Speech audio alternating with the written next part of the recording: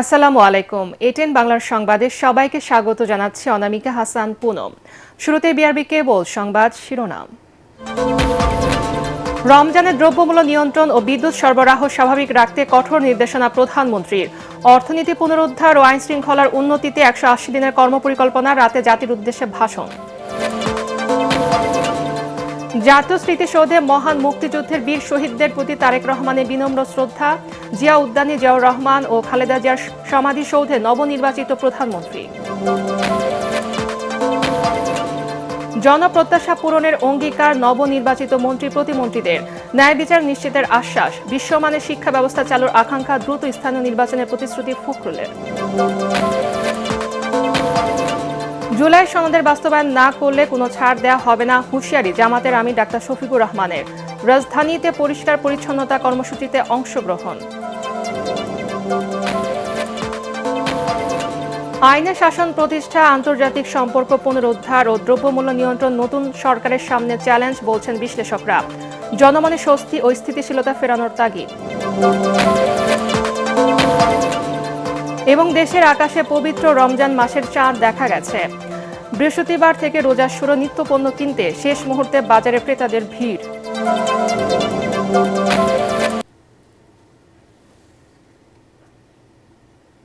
শুনছিলেন বিআরবি কেবল সংবাদ শিরোনাম, এবারে বিস্তারিত। পবিত্র মাহে রমজানে দ্রব্যমূল্য নিয়ন্ত্রণে রাখতে সংশ্লিষ্টদের কঠোর নির্দেশ দিয়েছেন প্রধানমন্ত্রী তারেক রহমান। রাজধানীতে সচিবালয়ে মন্ত্রিপরিষদের প্রথম বৈঠকে রমজানে বিদ্যুৎ সরবরাহ স্বাভাবিক রাখতেও প্রয়োজনীয় ব্যবস্থা নিতে বলেছেন তিনি। এছাড়া 180 দিনের মধ্যে অর্থনীতি পুনরুদ্ধার, মূল্যস্ফীতি নিয়ন্ত্রণ ও আইন শৃঙ্খলার উন্নতি সহ বেশ কিছু কর্মপরিকল্পনা অগ্রাধিকার ভিত্তিতে বাস্তবায়নেরও উপদেশ দেন তারেক রহমান। এদিকে রাত 9:45 জাতির উদ্দেশ্যে ভাষণ দেবেন নতুন প্রধানমন্ত্রী। ইমদাদুল্লাহ বাবুর রিপোর্ট।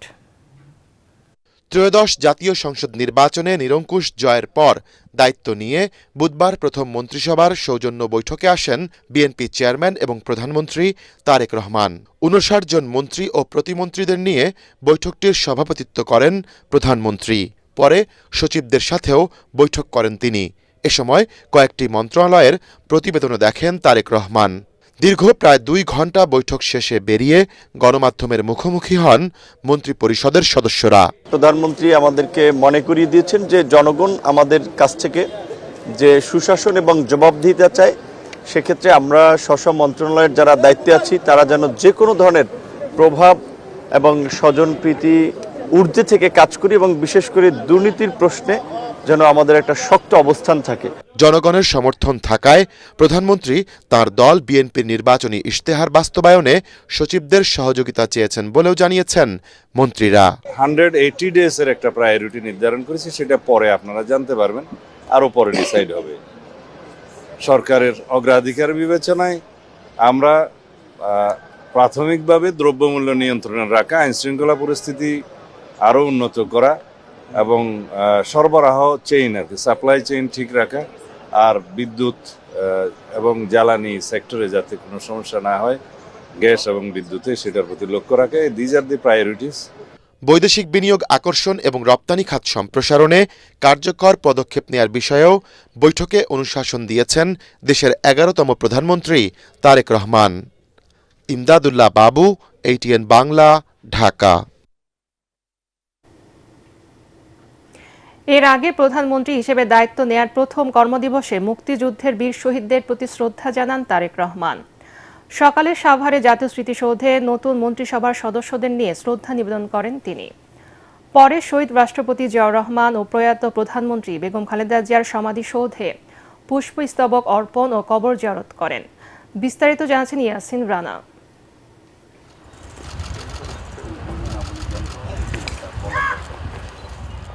ত্রয়োদশ জাতীয় সংসদ নির্বাচনে ভূমিধস জয়ের মাধ্যমে সরকার গঠনের পর প্রথম কর্মদিবসে মন্ত্রিসভাকে সাথে নিয়ে স্বাধীনতার বীর শহীদদের প্রতি শ্রদ্ধা জানান প্রধানমন্ত্রী তারেক রহমান। সকাল 11টায় প্রধানমন্ত্রী হিসেবে জাতির বীর সন্তানদের স্মৃতির বেদিতে ফুল দিয়ে শ্রদ্ধা জানান তিনি। শ্রদ্ধা জানিয়ে কিছুক্ষণ নীরবে দাঁড়িয়ে থাকেন তারেক রহমান।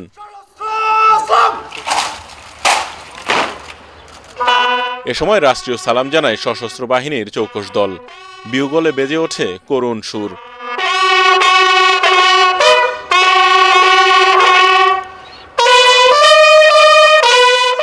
পরে মন্ত্রিপরিষদের সদস্যদের নিয়ে আরও একবার মুক্তিযুদ্ধের শহীদদের প্রতি শ্রদ্ধা নিবেদন করেন প্রধানমন্ত্রী তারেক রহমান।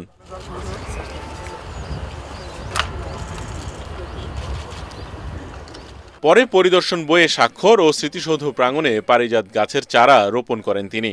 এ সময় অর্থ ও পরিকল্পনা মন্ত্রী আমির খসরু মাহমুদ চৌধুরী জানান, দেশের মানুষের ভোগান্তি দূর করে স্বস্তি দেয়াই নতুন সরকারের প্রাধান্য। আমরা নিজেরা খরচ কম করতে হবে, দেশের মানুষের জন্য যত বেশি সম্পদ আমরা জমাতে পারি ততগুলো আমরা ব্যয় করতে পারবো। অন্যদিকে দেশের মানুষের ভোগান্তি যত কমাতে পারি, মানুষের স্বস্তিতে থাকবে, কাজ করতে পারবে। পরে শহীদ প্রেসিডেন্ট জিয়াউর রহমান ও প্রয়াত প্রধানমন্ত্রী বেগম খালেদা জিয়ার কবরে পুষ্পস্তবক অর্পণ ও রুহের মাগফিরাত কামনায় দোয়া করেন তারেক রহমান। কবর জিয়ারত শেষে সরকারের পরিকল্পনা নিয়ে কথা বলেন মন্ত্রিসভার সদস্যরা। জনগণের প্রত্যাশা অনেক, কঠিন দায়িত্ব, গুরুত্বপূর্ণ দায়িত্ব। এই দায়িত্বটুকু যেন আমরা মনের মতো করে একটা দেশপ্রেমিক সরকার যেভাবে করা দরকার, সব কিছুর ঊর্ধ্বে একটা দুর্নীতিমুক্ত প্রশাসন, দুর্নীতিমুক্ত অবস্থান থেকে এই কথাটা বলছি। রাজনৈতিক অঙ্গীকার হচ্ছে বাংলাদেশে একটা গণতান্ত্রিক রূপান্তর ঘটানো, সেটা যেমন শাসনতান্ত্রিক দিক থেকে, ক্ষমতার ভারসাম্য এবং জবাবদিহির দিক থেকে, তেমনি একটা গণতান্ত্রিক অর্থনৈতিক ব্যবস্থা প্রতিষ্ঠার মধ্যে দিয়ে, যেখানে সুযোগের সমতা তৈরি হবে, আমাদের খেটে খাওয়া মানুষ তার ন্যায্য হিস্সা পাবে। দুর্নীতিমুক্ত বাংলাদেশ করতে হবে, সেটি না হলে আমাদের অনেক উন্নয়ন টেকসই হচ্ছে না, অনেক অপচয় হচ্ছে, অর্থনীতির উপর চাপ পড়ছে এবং বড় বড় প্রকল্পের সুফল মানুষ পাচ্ছে না।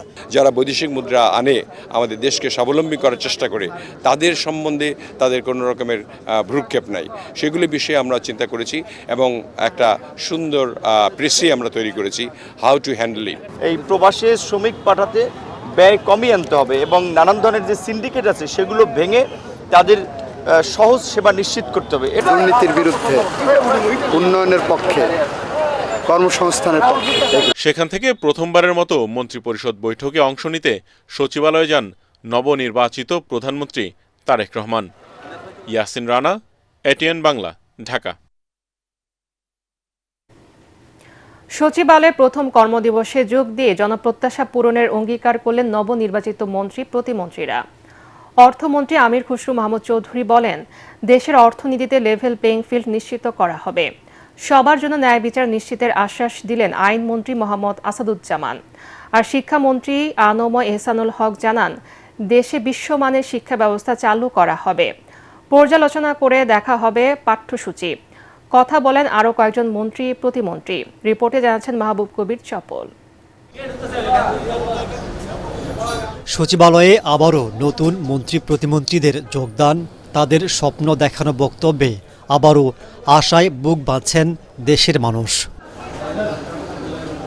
দেশের ভঙ্গুর অর্থনীতিকে এগিয়ে নেয়ার কথা জানান নতুন অর্থমন্ত্রী আমির খসরু মাহমুদ চৌধুরী। আর আইনের শাসন প্রতিষ্ঠার কথা জানান আইনমন্ত্রী মোহাম্মদ আসাদুজ্জামান। এই সরকারের উপরে মানুষের যে পাহাড় সমান প্রত্যাশা আছে, সেই প্রত্যাশা পূরণ করা, এটা হলো সবচেয়ে বড় চ্যালেঞ্জ। সেই প্রত্যাশা পূরণ করতে যে আমরা নিরন্তরভাবে কাজ করে যাব। এই আকাঙ্ক্ষা পূরণ করতে হলে we have to think out of the box. আমরা ওই ট্রেডিশনাল ইকোনমিক প্রসেসে যদি চলতে থাকি তাহলে কিন্তু আবার একই জিনিস হবে। নতুন সরকারের সামনে অনেকগুলো চ্যালেঞ্জ। প্রথম চ্যালেঞ্জ এই ক্ষমতার ভারসাম্য এবং জবাবদিহি তৈরি করা, প্রতিষ্ঠান গড়ে তোলা।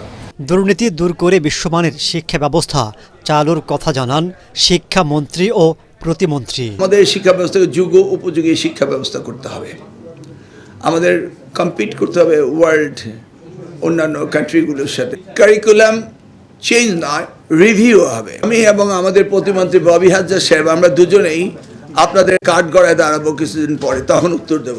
নতুন মন্ত্রীরা জানান, বিগত সরকারের অনিয়ম আর বিতর্কিত কাজ আর হতে দেবেন না তারা। বাংলাদেশের মানুষের যে প্রত্যাশা, সেটা পরিবেশের দিক থেকে হোক, সেটা খাদ্য উৎপাদনের দিক থেকে হোক, সর্বদিক থেকেই আমাদের চেষ্টা থাকবে যেন মানুষের প্রত্যাশা পূরণ করতে পারি। সবার ঊর্ধ্বে উঠে দলমত নির্বিশেষে সকলের সহযোগিতায় সুন্দরভাবে যেন সব দায়িত্বটুকু পরিচালনা করতে পারি। দোয়া করবেন সবাই ইনশাআল্লাহ। দেশটাকে একটা নতুন অবস্থার মধ্যে নিয়ে আসা, আমরা বাংলাদেশকে একটা আধুনিক যুগোপযোগী এবং নতুন ধরনের স্বপ্ন নিয়ে আমরা বাংলাদেশটাকে গড়ে তুলব। গণমাধ্যমের মতো এরকম পেশায় সম্মানিত পেশায় যারা কাজ করেন তাদেরকে যদি সারাক্ষণ উল্টো একটা নজরদারির মধ্যে থাকতে হয়, এই সমস্যা যেহেতু আমরা জানি এবং আমাদের মাননীয় প্রধানমন্ত্রী যেহেতু তার পরিকল্পনার মধ্যে গণমাধ্যমের স্বাধীনতার পরিকল্পনা দিয়েছেন, ফলে আমরা বাংলাদেশে একটা ভয়মুক্ত গণমাধ্যমের পরিবেশ তৈরি করবো ইনশাআল্লাহ। পুরাতন আমলাতন্ত্রের নতুন মন্ত্রীদের যাত্রা শুরু, তাদের উপর জনগণের প্রত্যাশা অনেক। আশার কথাও শুনিয়েছিলেন তারা। সে আশার বেলুন উড়বে নাকি চুপসে যাবে কিছুদিনের মধ্যেই তা দৃশ্যমান হবে। মাহবুব কবির চপল, এটিএন বাংলা, সচিবালয়, ঢাকা। নাগরিক সেবা নিশ্চিতে দ্রুত পৌর, সিটি কর্পোরেশন এবং উপজেলা নির্বাচন আয়োজন করা হবে বলে ঘোষণা দিয়েছেন স্থানীয় সরকার মন্ত্রী মির্জা ফখরুল ইসলাম আলমগীর। সচিবালয়ে দায়িত্ব নিয়ে এমন কথা বলেন তিনি। এছাড়া দায়িত্ব নেওয়া সব মন্ত্রী, প্রতিমন্ত্রী বলেন প্রতিটি স্তরে দুর্নীতি মুক্ত করা হবে। মনির হোসেন তপুর রিপোর্ট। জনগণের ভোটে নির্বাচিত সরকার পেয়ে দীর্ঘ 18 মাস পর কর্মচাঞ্চল্য ফিরে পেয়েছে প্রশাসনের প্রাণকেন্দ্র সচিবালয়। স্মৃতিসৌধে শ্রদ্ধা নিবেদনের পর একে একে সচিবালয়ে প্রবেশ করেন মন্ত্রী ও প্রতিমন্ত্রীরা। সাধারণ মানুষের সমস্যা সমাধানের পাশাপাশি দুর্নীতিগ্রস্ত প্রতিষ্ঠানগুলোকে নজরদারির আওতায় আনার আশ্বাস দিলেন স্থানীয় সরকার মন্ত্রী। এগুলো যত দ্রুত সম্ভব আমরা এগুলো নির্বাচনের ব্যবস্থা করব, যত দ্রুত সম্ভব। এটা আপনার তো আরেকদিন সম্ভব না, but will immediately try to go for that. একটা বড় ঝড় গেছে আমাদের, একটা বিপ্লব হয়েছে, বিদ্রোহ হয়েছে, আপনার গণ অভ্যুত্থান হয়েছে। এই সব মুহূর্তের মধ্যে সব ঠিক হয়ে যাবে এটা মনে করার কারণে 1-1.5 বছর আমরা পার হয়েছি। আপনার ইন্টারিম গভর্নমেন্ট, এরা একটা ইলেকশন দিয়ে গেছে, ইলেকশন করে একটা গভর্নমেন্ট হয়েছে, ইলেক্টেড গভর্নমেন্ট হয়েছে। এটা একটা বড় অ্যাচিভমেন্ট। রমজানে দেশে পর্যাপ্ত মজুদ ও সরবরাহ রয়েছে বলে জানিয়েছেন বাণিজ্য মন্ত্রী খন্দকার আব্দুল মুক্তাদির। আমাদের হাতে যে পরিমাণ মজুদ আছে, বাজারে যে পরিমাণ পণ্য আছে, বিশেষ করে রোজায় যেগুলির ভোগ বেড়ে যায় সেগুলির, সেই হিসাবে আমরা দেখছি যে আমরা কমফোর্টেবল পজিশনে আছি, সুতরাং শঙ্কার কোনো কারণ নেই। দুর্নীতি প্রতিরোধ ও সুশাসন প্রতিষ্ঠায় জোরালো পদক্ষেপ নেওয়া হবে বলেও জানান অনেক মন্ত্রী, প্রতিমন্ত্রী।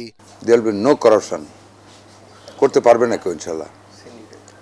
সিন্ডিকেট ভেঙে দেব। যে আমরা মানুষের সেবক, আমরা মানুষের জন্য কাজ করতে এখানে এসেছি এবং আমরাই পারবো হচ্ছে দেশে একটি ভবিষ্যতে অত্যন্ত পজিটিভ একটি পরিবর্তন নিয়ে আসতে। নির্বাচনে আমাদের 31 দফাতে প্রতিশ্রুতি আছে যে আমরা কৃষি কার্ড বিতরণ করব, সেটি নিয়ে ইনশাল্লাহ আমরা যাতে সঠিকভাবে সেই কার্ডটি বন্টন করতে পারি সেই ব্যাপারে আমরা সার্বিক পদক্ষেপ নেব ইনশাল্লাহ। জন আকাঙ্ক্ষা এবং প্রতিশ্রুতি পূরণে প্রথম দিনেই নানা ঘোষণা দেন তারা। প্রাণ ফিরে পেয়েছে সচিবালয়। মন্ত্রীরা দায়িত্ব নিয়ে বলেন আগের সব দুর্নীতি এবং অনিয়মের লাগাম টানা হবে, একই সাথে ঢেলে সাজানো হবে সব কিছু। কিছুদিনের মধ্যে এর সুফল পাবে সাধারণ মানুষ। মনির হোসেন তপু, এটিএন বাংলা, ঢাকা। জুলাই সনদ বাস্তবায়ন না করলে কোনো ছাড় দেওয়া হবে না বলে সরকারকে হুঁশিয়ারি দিয়েছেন বিরোধী দলীয় নেতা ও জামাত ইসলামীর আমির ডাক্তার শফিকুর রহমান। রাজধানীর মিরপুরে পরিচ্ছন্নতা কর্মসূচিতে অংশ নিয়ে এই হুঁশিয়ারি দেন তিনি। এ সময় সংবিধান সংস্কার পরিষদের সদস্য হিসেবে শপথ না নেয়ায় বিএনপির সমালোচনা করেন শফিকুর রহমান। সংস্কারের মাধ্যমে সব আবর্জনা দূর করে একটি পরিচ্ছন্ন দেশ গড়ার প্রত্যয় ব্যক্ত করেন বিরোধী দলীয় নেতা। ইমদাদুল্লাহ বাবুর রিপোর্ট। রাজধানীর মিরপুরে 60 ফিট সড়কের মণিপুর এলাকায় বুধবার ভোরে নির্বাচন পরবর্তী পরিচ্ছন্নতা কর্মসূচিতে নামেন ত্রয়োদশ জাতীয় সংসদের বিরোধী দলীয় নেতা ডাক্তার শফিকুর রহমান। নেতা কর্মীদের সাথে নিয়ে ঝাড়ু হাতে ক্লিন ঢাকা গ্রিন ঢাকা কর্মসূচির অংশ হিসেবে ঘণ্টাব্যাপী পুরো সড়কের আবর্জনা পরিষ্কার কার্যক্রমে অংশ নেন জামায়াতের আমির। কর্মসূচির শেষে জামায়াতের আমির সাংবাদিকদের বলেন, রাষ্ট্র সংস্কারের মাধ্যমে দেশের সব ধরনের আবর্জনা দূর করতে চায় বিরোধী দল। সংস্কারের মাধ্যমে সমাজের আবর্জনা দূর করতে চায়। এই আবর্জনা রাস্তার ময়লা, ড্রেইনের ময়লা, সোলার ময়লা থেকে শুরু করে মানুষের মনের আবর্জনা আমরা দূর করতে চাই। আমাদের ছোট্ট একটা দেশ, আমরা সবাই যদি আন্তরিক হই তাহলে নিজ নিজ আঙ্গিনা আমরা পরিষ্কার রাখলেই দেশ পরিষ্কার হয়ে যাবে। একটা ভ্রাতৃত্বমূলক সমাজ ব্যবস্থা গড়ে তোলা, দল মত এবং ধর্মের ঊর্ধ্বে উঠে আমরা এই কাজটা করতে চাই। গণমাধ্যম কর্মীদের এক প্রশ্নের জবাবে আমির জামায়াত বলেন, বিএনপির সংস্কার পরিষদের শপথ না মানা জুলাই বিপ্লবকে অপমান করায় শামিল। এই জুলাইয়ের কারণেই তো এই নির্বাচন হলো। এই নির্বাচন হওয়ার কারণে তারেক রহমান সাহেব হয়েছেন প্রধানমন্ত্রী, আমি হয়েছি বিরোধী দলীয় নেতা। এই জুলাই না আসলে কি আমরা এটা হতে পারতাম? এই খেদমতের এই সেবার সুযোগ পেতাম? তাহলে জুলাইকে আমাদের অবশ্যই স্বীকৃতি দিতে হবে, সম্মান করতে হবে এবং জুলাইয়ের আকাঙ্ক্ষার ভিত্তিতে যে সমস্ত সংস্কার প্রস্তাব সামনে এসেছে এই সবগুলা বাস্তবায়ন করা হবে এই সংসদের পবিত্র দায়িত্ব। সরকার যদি উদ্যোগ না দেয় তাহলে আমরা জনগণের হয়ে সেখানে কথা বলব, আমরা কিন্তু ছেড়ে দেব না। জুলাই গণ অভ্যুত্থানের চেতনা বাস্তবায়নে দেশবাসীকেও ঐক্যবদ্ধ থাকার আহ্বান জানান বিরোধী দলীয় নেতা ডাক্তার শফিকুর রহমান। ইমদাদুল্লাহ বাবু, ATN বাংলা, ঢাকা। তারেক রহমানের নেতৃত্বাধীন সরকারের 50 সদস্যের 41 জনই নতুন। আইন শৃঙ্খলা পরিস্থিতির উন্নয়নের মাধ্যমে আইনের শাসন প্রতিষ্ঠা, দ্রব্যমূল্য নিয়ন্ত্রণ, প্রতিবেশী রাষ্ট্র ও বহির্বিশ্বের সাথে সম্পর্ক উন্নয়ন সহ নানা চ্যালেঞ্জ নিতে হবে তারেক রহমান সরকারকে। এমন মন্তব্য করে রাজনৈতিক বিশ্লেষকরা জানান, দলীয় সরকার না হওয়ায় অন্তর্বর্তী সরকারের অনেক ক্ষেত্রে নিয়ন্ত্রণ ছিল না। ফলে মব সন্ত্রাস ঠেকানো ও বাজার সিন্ডিকেট নিয়ন্ত্রণে ব্যর্থতার পরিচয় দিয়েছে ডক্টর ইউনূস সরকার। মিজান শাহজাহানের রিপোর্ট। আমি সংবিধানের রক্ষণ। তারেক রহমানের নেতৃত্বে মঙ্গলবার শপথ নেয়ার মধ্য দিয়ে যাত্রা শুরু করেছে বিএনপি সরকার। 3 প্রজন্মের 25 মন্ত্রী ও 24 প্রতিমন্ত্রীকে নিয়ে 50 সদস্যের মন্ত্রিসভার সামনে এখন বহুমুখী চ্যালেঞ্জ। প্রথম আলো সম্পাদক মতিউর রহমান মনে করেন, নিরঙ্কুশ সংখ্যাগরিষ্ঠতা পাওয়া সরকারের কাছে সাধারণ মানুষের প্রত্যাশাও অনেক বেশি। মব সন্ত্রাসের বিরুদ্ধে কঠোর হওয়ার মাধ্যমে আইন শৃঙ্খলা নিয়ন্ত্রণে সফলতা দেখাতে হবে বিপুল ভোটে নির্বাচিত সরকারকে।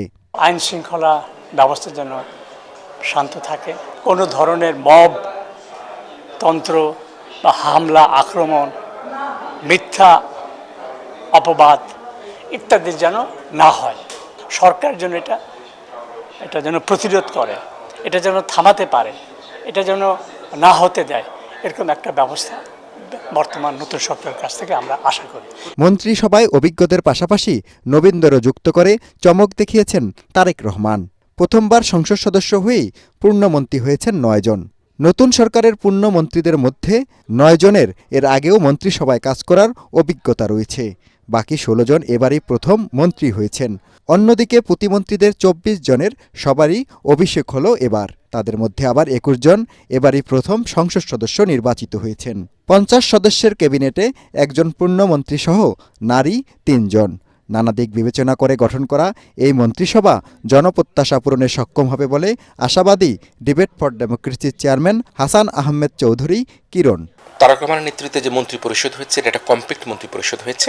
জনগণের আশা আকাঙ্ক্ষার যে তারা পাহাড় পরিমাণ, সমুদ্র পরিমাণ, আকাশ পরিমাণ যে ধরনের স্বপ্ন জনগণ দেখছে তার বাস্তবায়ন আমরা দেখতে চাই।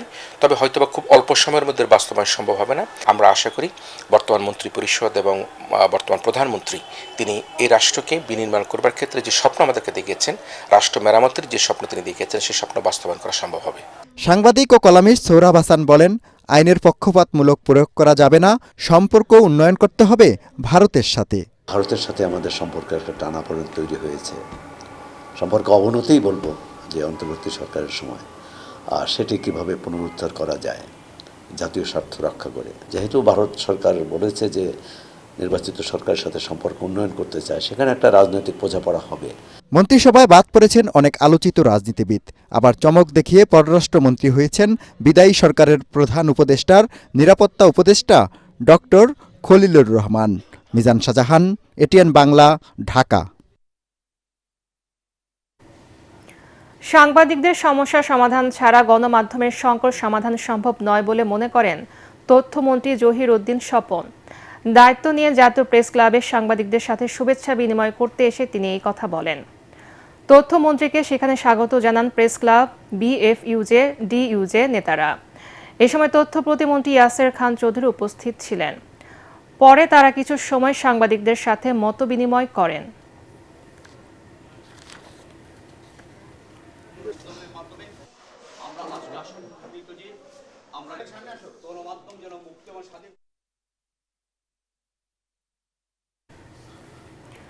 আমেরিকা এবং উত্তর আমেরিকার বাঙালিদের সংগঠন ফোবানা ফাউন্ডেশনের 40তম বর্ষপূর্তি উদযাপন উপলক্ষে রাজধানী ঢাকায় আলোচনা সভা অনুষ্ঠিত হয়েছে। ম্যানহাটন ফিশ মার্কেটের শিল্পী এবং কলাকুশলীদের সাথে বুধবার বিশেষ এই আলোচনা সভায় অংশ নেন ফোবানার প্রতিষ্ঠাতা সভাপতি এবং বাংলাদেশ সোসাইটি এসসি এর সভাপতি আবু জোবায়ের দারা এবং ATN-MCL এর ব্যবস্থাপনা পরিচালক সাজেদুর রহমান মনিম, ATN এডুকেশনের নির্বাহী পরিচালক রোকসানা আক্তার রিনি। সভায় উপস্থিত ছিলেন ATN বাংলার উপদেষ্টা চিত্রনায়ক ডিএ তায়েব এবং তাশিক আহমেদ সহ অন্যান্যরা। আগামী 4 থেকে 6 সেপ্টেম্বর কানাডা টরন্টোতে ফোবানা সম্মেলন অনুষ্ঠিত হবে। এতে সম্মানিত অতিথি থাকবেন ATN বাংলা ও ATN নিউজের চেয়ারম্যান ডক্টর মাহফুজুর রহমান। পুরো আয়োজনের মিডিয়া পার্টনার ATN বাংলা।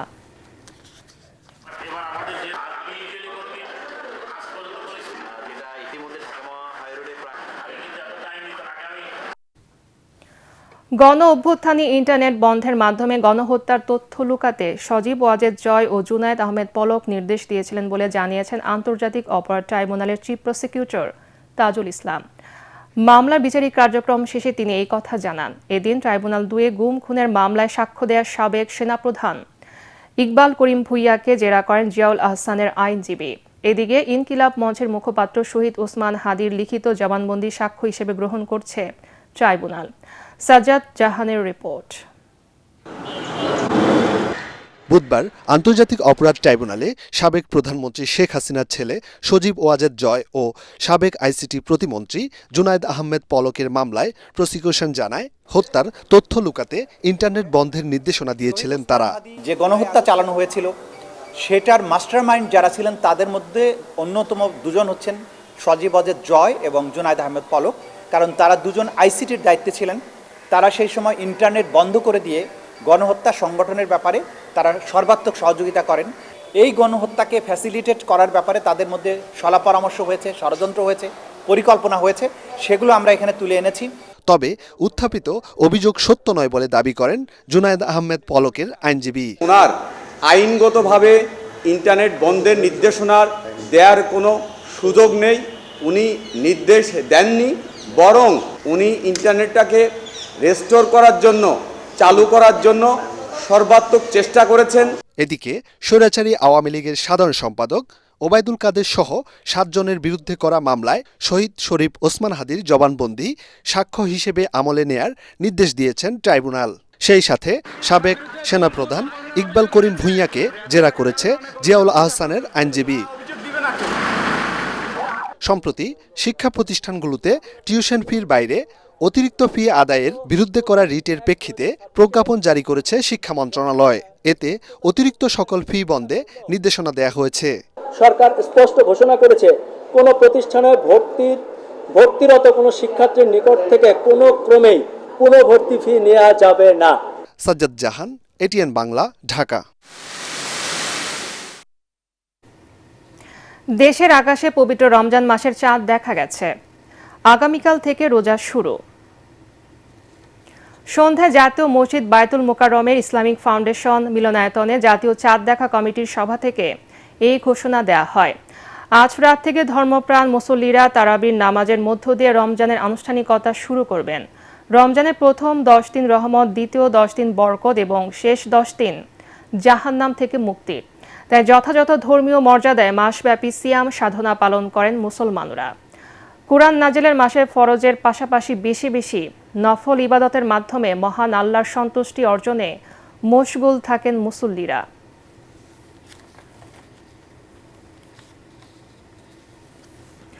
পবিত্র রমজান মাস উপলক্ষে নিউ ইয়র্কের হিলসাইড এভিনিউ এলাকায় চলমান মানবিক কার্যক্রমের অংশ হিসেবে ইফতার সামগ্রী বিতরণ করেছে জ্যামাইকা ফ্রেন্ড সোসাইটি এবং সেভ দ্য পিপল সংগঠন দুটির উদ্যোগে স্থানীয় কমিউনিটির অসহায় ও রোজাদারদের মাঝে খাবার বিতরণ করা হয়। স্বেচ্ছাসেবীরা স্বতঃস্ফূর্তভাবে অংশগ্রহণ করে সুন্দর ও সুশৃঙ্খল পরিবেশে এই কার্যক্রম সম্পন্ন করেন। আয়োজকরা জানান, রমজান সামনে রেখে সমাজের সুবিধা বঞ্চিত মানুষের পাশে দাঁড়ানোই তাদের মূল লক্ষ্য। ভবিষ্যতেও এই ধরনের মানবিক উদ্যোগ অব্যাহত থাকবে বলে আশা জানান তারা। স্থানীয় কমিউনিটির পক্ষ থেকে এই মহতী উদ্যোগকে সাধুবাদ জানানো হয়েছে।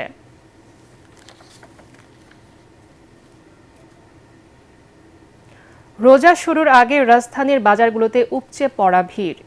শেষ মুহূর্তে প্রস্তুতি হিসেবে নিত্যপণ্য কিনতে বাজারমুখী হচ্ছেন ক্রেতারা। তবে সরবরাহ কমের অজুহাতে বাড়তি দামে বিক্রি হচ্ছে অধিকাংশ সবজি।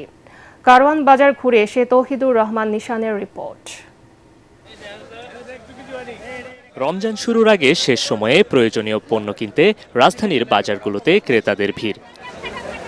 কাঁচা বাজার থেকে শুরু করে মাছ, মাংস, ফলমূল এবং ইফতার সামগ্রীর প্রয়োজনীয় উপকরণের দাম আকাশচুম্বী। বাজারে এসে দাম শুনে রীতিমতো হিমশিম ক্রেতারা। কিনতে পারতাছি না তো, এত দাম দিয়ে কিভাবে কিনো? আমরা আশা করতেছি আপনার কাছেও আপনি দেশটা সুন্দর চালান। আপনার সবচেয়ে বড় কাজ হবে আপনি বাজারটা মনিটরিং করেন, প্রতিদিন আপনি নেতা কর্মীদের মনিটরিং করেন, আপনি গরিব বাঁচান, আপনি বাঁচবেন। লেবু যেখানে ছিল 30 টাকা, সেই লেবু আজকে হয়ে গেছে প্রায় 120 টাকা, 100 টাকা বলি হালি। এইবার কি আমাদের জন্য কিনা সম্ভব? বিক্রেতারা বলছেন পাইকারি বাজারে সরবরাহ কম থাকায় বাড়তি দামে কিনতে হচ্ছে তাদের, তাই খুচরা বাজারেও এর প্রভাব পড়েছে। সব ফলের দাম মোটামুটি কমই, পেয়ারা বড় এগুলোর দাম কম, বাট তরমুজটা তো সিজন না, হালকা একটু দাম বেশি, আর বাকি সব আরো আগে তো কম। শসা আজকে দাম বেশি একটু, 120 টাকা, খিরে 100 টাকা। ক্রেতারা বলছেন বাজার নিয়ন্ত্রণে নতুন সরকারের কার্যকর তদারকি না থাকলে রমজানে বাড়তে পারে আরো ভোগান্তি। তৌহিদুর রহমান নিশান, এটিএন বাংলা, ঢাকা। উগ্রবাদী হামলায় ক্ষতিগ্রস্ত প্রথম আলো ভবনে শিল্পকর্ম প্রদর্শনী শুরু হয়েছে। শিল্পী মাহবুবুর রহমানের বিশেষ ভাবনা আলোর এই প্রদর্শনীর উদ্বোধনে উপস্থিত ছিলেন সম্পাদক পরিষদ, নোয়াব এবং বিশিষ্টজনেরা। আগুনের লেলিহান শিখায় পুড়ে যাওয়া সেই ক্ষতবিক্ষত ভবনটি এখন অনন্য এক ক্যানভাস। বিস্তারিত আনান তাসিন ব্রিয়ের রিপোর্টে। গত 18ই ডিসেম্বর একদল উগ্রবাদীর তাণ্ডবে লণ্ডভণ্ড হয় প্রথম আলো ভবন। আগুনে পুড়ে ছাই হয় আসবাব, নথিপত্র আর স্বপ্ন। পুড়ে যাওয়া সেই ভবনে বুধবার থেকে শুরু হলো আলো নামের এক বিশেষ শিল্পকর্ম প্রদর্শনী। শিল্পী মাহবুবুর রহমান তার নান্দনিক ভাবনায় দগ্ধ ভবনটিতে ফুটিয়ে তুলেছেন শিল্প আর সাহসের আলো। উদ্বোধনী অনুষ্ঠানে প্রেস ক্লাবের সভাপতি ও কালের কণ্ঠের সম্পাদক বলেন, এই পোড়া ভবনে বর্বরতার ছবি ফুটে উঠেছে। আমাদের বর্বরতার যে নমুনা এখানে আছে, আমাদের জাতীয় বর্বরতার, যেটা আমাদের মননকে এখানে পুড়িয়ে ফেলা হয়েছে। ডেইলি স্টারের সম্পাদক মাহফুজ আনাম বলেন, এটা মুক্ত চিন্তা ও স্বাধীন সাংবাদিকতাকে হুমকিতে ফেলেছে। আর প্রথম আলোর সম্পাদক মতিউর রহমান ভবিষ্যতেও নির্ভয়ে কাজ চালিয়ে নেওয়ার প্রত্যয় জানালেন। এটা হচ্ছে মুক্ত চিন্তার পিছনে আগুন দেওয়া, স্বাধীনতার বিরুদ্ধে আগুন দেওয়া, স্বাধীন সাংবাদিকতার বিরুদ্ধে আগুন। সবাই মিলে সংবাদপত্র জগতে একটা নতুন ধারা তৈরি করব, সেটা ঐক্যের, সমঝোতা এবং মিলেমিশে একত্র ঐক্যবদ্ধভাবে চলার পরিবেশ তৈরি করার চেষ্টা করব।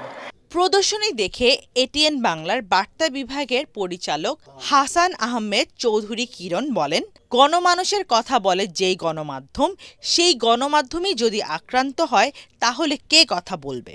আমি দুঃশাসনের সময় দেখেছি যে বাংলাদেশের গণমাধ্যমের কণ্ঠরোধ করে রাখা হয়েছে, গণমাধ্যম আক্রান্ত হয়েছে। মবক্রেসির নামে শুধুমাত্র প্রথম আলো, ডেইলি স্টার, ছায়ানট নয়, বাংলাদেশে আরও অনেক গণমাধ্যমে কিন্তু আক্রান্ত হয়েছে 5ই আগস্টের গণ অভ্যুত্থানের পরপর। আমরা ভবিষ্যতে এই ধরনের আর কোনো কর্মপরিকল্পনা যাতে কোনো রাজনৈতিক দল গ্রহণ না করে, কোনো ছাত্র জনতা যাতে গ্রহণ না করে। বিকালে বিভিন্ন দেশের কূটনৈতিকেরা প্রদর্শনী ঘুরে দেখেন। আগামী 28শে ফেব্রুয়ারি পর্যন্ত প্রতিদিন সকাল 11টা থেকে বেলা 1টা এবং বেলা 3টা থেকে সন্ধ্যা 7টা পর্যন্ত এই আলোর প্রদর্শনী সবার জন্য উন্মুক্ত থাকবে। আনান তাসিন রি, এটিএন বাংলা, ঢাকা। নেত্রকোনার সীমান্তবর্তী দুর্গাপুর ও কলমাকান্দার পাহাড়ি জনপদে রয়েছে পানির ব্যাপক সংকট। চাহিদা পূরণে নারী ও শিশুদের প্রতিদিন দূর পাহাড় পাড়ি দিয়ে পানি সংগ্রহ করতে হয়। নিরাপদ পানির অভাবে অনেকে দূষিত পানি পান করায় দেখা দিচ্ছে রোগবালাই। পাহাড়ি এলাকা হওয়ায় অনেকটা আড়ালেই রয়ে গেছে এই মানবিক সংকট, আর তাই কার্যকর উদ্যোগ, স্থায়ী সমাধানের দাবি জানিয়েছেন ভুক্তভোগীরা। নেত্রকোনা থেকে সোহেল মিয়ার রিপোর্ট জানাচ্ছেন জাহিদুল আলম। নেত্রকোনার সীমান্তবর্তী দুর্গাপুর আর কমলাকান্দার পাহাড়ঘেরা গ্রামগুলোর বিশুদ্ধ পানির জন্য সংগ্রাম প্রতিদিনের ঘটনা। শুকনো মৌসুমে বারোমারি, ভবানীপুর, গোপালপুর, লেঙ্গুরা, খারনই আর রাংছাতির অনেক গ্রামের পাহাড়ি ছড়া আর খালবিল শুকিয়ে যায়। তখন এক কলসি পানির জন্য নারী শিশুদের হাঁটতে হয় 1 থেকে 2 কিলোমিটার দুর্গম পাহাড়ি পথ। পর্যাপ্ত গভীর নলকূপ না থাকায় পানির সংকট এতটাই ভয়াবহ যে মানুষ বাধ্য হয়ে পান করছেন ছড়ার ময়লা কিংবা অগভীর কূপের ঘোলা পানি। পানিটা পালা না, আমরা কষ্ট করে অনেক দূর থেকে পানি আনি, পানির জন্য আমরা খুব কষ্ট হয়। আমরা দীর্ঘদিন পানির জন্য সমস্যায় ভুগতেছি। আমাদের বাচ্চাদের শরীরে চুলকানি হচ্ছে পানির জন্য। পরিষ্কার করে তারপরে জলটা সেকিয়ে নিই, পরে মনে করি ঘরে পানি খাই। আমরা দূর থেকে হাঁটতে প্রায় 3 কিলোমিটার হেঁটে আসতে হয় আমাদের। বিশুদ্ধ পানির তীব্র সংকটের কথা স্বীকার করে সমস্যা সমাধানের কথা জানান জেলা জনস্বাস্থ্য প্রকৌশল অধিদপ্তরের নির্বাহী প্রকৌশলী। যে পানি মানুষ আসলে বাথরুমের কাছে ব্যবহার করে, সেই পানি তারা আমার সামনে তুলে নিয়ে খাচ্ছে। আমার ডিপার্টমেন্ট, আমার মন্ত্রণালয় চেষ্টা করে যাচ্ছে, তবে খুব শীঘ্রই এটার একটা সঠিক সমাধান হবে বলে আমার দৃঢ় বিশ্বাস। শুধু প্রতিশ্রুতি নয়, এই জনপদের মানুষের চাওয়া দ্রুত টেকসই সমাধান। Bureau report, ATN Bangla. অর্থ সংবাদ।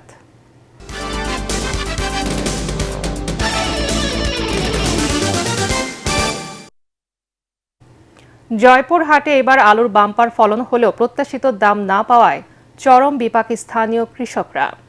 গত বছর লোকসান হওয়ায় চলতি বছর ভালো দাম পাওয়ার আশায় ছিলেন তারা, কিন্তু উৎপাদন খরচই তুলতে না পারায় হতাশায় ভুগছেন কৃষকরা।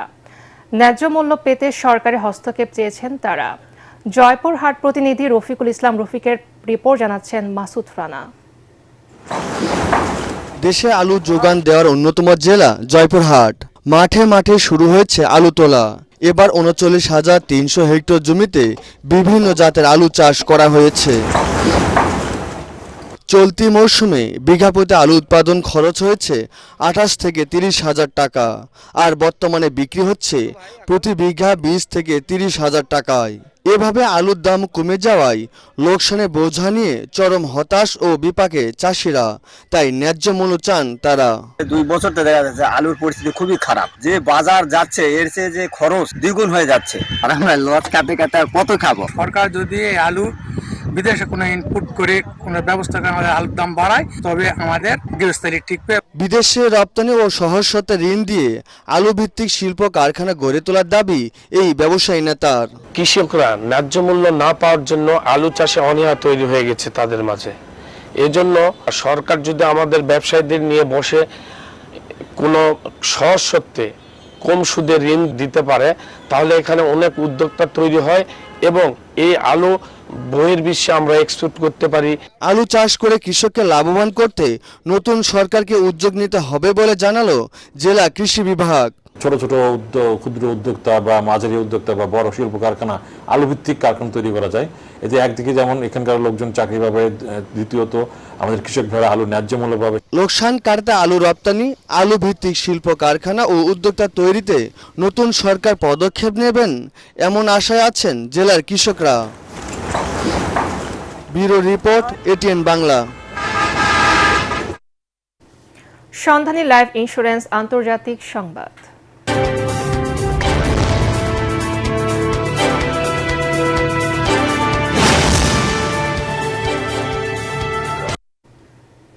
নিজেদের পরমাণু কর্মসূচি নিয়ে যুক্তরাষ্ট্রের সাথে আলোচনার মাঝেই কৌশলগতভাবে গুরুত্বপূর্ণ হরমুজ প্রণালী বন্ধ করে দিয়েছে ইরান।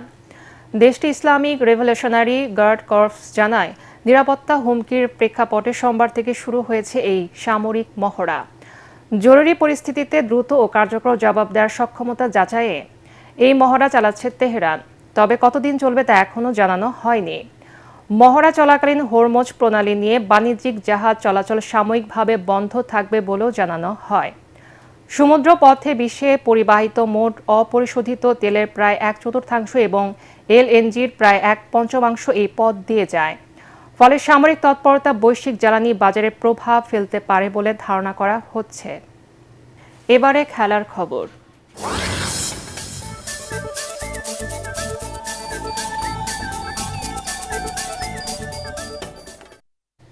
যুব ও ক্রীড়া মন্ত্রণালয়ের দায়িত্ব বুঝে নিলেন টেকনোক্রেট কোটায় বাংলাদেশ সরকারের প্রতিমন্ত্রী হওয়া বিএনপি কেন্দ্রীয় নির্বাহী কমিটির ক্রীড়া সম্পাদক ও ঢাকা উত্তরের বিএনপির আহ্বায়ক ও জাতীয় ফুটবল দলের সাবেক অধিনায়ক আমিনুল হক।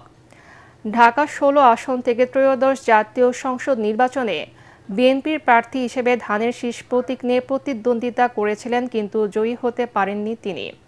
পরে টেকনোক্রেট কোটায় ক্রীড়া প্রতিমন্ত্রী হিসেবে নিয়োগ দেয় নতুন সরকার। দায়িত্ব গ্রহণকালে মন্ত্রণালয়ের কর্মকর্তাদের সঙ্গে শুভেচ্ছা বিনিময় করেন আমিনুল হক। শেষ করার আগে বিআরবি কেবল সংবাদ শিরোনাম আরেকবার। রমজানে দ্রব্যমূল্য নিয়ন্ত্রণ ও বিদ্যুৎ সরবরাহ স্বাভাবিক রাখতে কঠোর নির্দেশনা প্রধানমন্ত্রীর। অর্থনীতি পুনরুদ্ধার ও আইন শৃঙ্খলার উন্নতিতে ১৮০ দিনের কর্মপরিকল্পনা, রাতে জাতির উদ্দেশ্যে ভাষণ। জাতীয় স্মৃতিসৌধে মহান মুক্তিযুদ্ধের বীর শহীদদের প্রতি তারেক রহমানের বিনম্র শ্রদ্ধা। জিয়া উদ্যানে জিয়াউর রহমান ও খালেদা জিয়ার সমাধিসৌধে নবনির্বাচিত প্রধানমন্ত্রী। জনপ্রত্যাশা পূরণের অঙ্গীকার নবনির্বাচিত মন্ত্রী প্রতিমন্ত্রীদের। ন্যায় বিচার নিশ্চিতের আশ্বাস। বিশ্বমানের শিক্ষা ব্যবস্থা চালুর আকাঙ্ক্ষা। দ্রুত স্থানীয় নির্বাচনের প্রতিশ্রুতি ফখরুলের। জুলাই সনদের বাস্তবায়ন না করলে কোনো ছাড় দেয়া হবে না, হুঁশিয়ারি জামাতের আমির ডাক্তার শফিকুর রহমানের। রাজধানীতে পরিষ্কার পরিচ্ছন্নতা কর্মসূচিতে অংশগ্রহণ। আইনের শাসন প্রতিষ্ঠা, আন্তর্জাতিক সম্পর্ক পুনরুদ্ধার ও দ্রব্যমূল্য নিয়ন্ত্রণ নতুন সরকারের সামনে চ্যালেঞ্জ, বলছেন বিশ্লেষকরা। জনমনে স্বস্তি ও স্থিতিশীলতা ফেরানোর তাগিদ। এবং দেশের আকাশে পবিত্র রমজান মাসের চাঁদ দেখা গেছে। বৃহস্পতিবার থেকে রোজার শুরু, নিত্যপণ্য কিনতে শেষ মুহূর্তে বাজারে ক্রেতাদের ভিড়। এটেন বাংলার পরবর্তী সংবাদ দেখার আমন্ত্রণ জানিয়ে এখনকার মতো শেষ করছি। এটেন বাংলার সংবাদ ইউটিউবে দেখতে ব্রাউজ করে youtube/ATN বাংলা নিউজ। ধন্যবাদ সবাইকে।